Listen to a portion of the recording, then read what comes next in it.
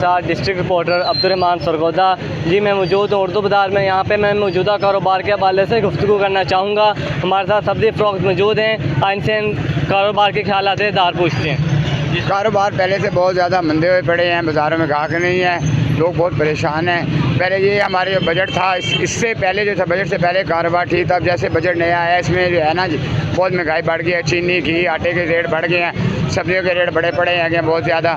लेकिन हुकूमत बहुत अच्छा काम कर रही है। जो पंजाब हुकूमत है इसने जो ये सफाई के मतलब काम करा हुआ, हम इससे बहुत खुश हुए हैं। इसके मतलब जो है जो सफाई बनाई हुई है पंजाब की, जो पूरे पंजाब को सफा कर रहे हैं, ये बहुत अच्छा काम हो रहा है। लेकिन हम हुकूमत से एक ही मुतालबा करते हैं कि बिलों के अंदर हमें कुछ थोड़ा बहुत रिलीफ दें। देखो 200 से 1 यूनिट ऊपर होता है, वो बिल हमारा 7,000 रुपये का 10,000 का बन जाता है। उसे अगर 200 रहेगा तो बिल हमारा 2,000 का 2,500 का बनता है। लिहाजा देखिए, हमारे पास कुछ चीज़ लेने आता है ना, कोई कहता है 5 किलो दे दो, तो उसमें हमें रियायत करते हैं। हुकूमत है हमें 1 यूनिट ऊपर बढ़ाते हैं, हमें 10,000 ऊपर बढ़ा देते हैं।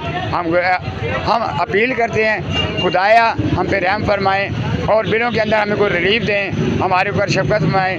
रियाया के ऊपर हुकूमत का काम है शफकत करना। हम रियाया आपसे गुजारिश करते हैं, अल्लाह के लिए हमारे ऊपर रहम फरमाएँ और बिलों में कुछ कमी फरमाएँ, आपकी बहुत मेहरबानी होगी। जी नाज़रीन, जैसे कि आपने इनों की गुफ्तगू सुनी, इनों का कहना है महंगाई बहुत ज़्यादा हो चुकी है। जब से नया बजट आया, चीनी घी पत्ती आटे के रेट आसमानों से बातें करने लगे।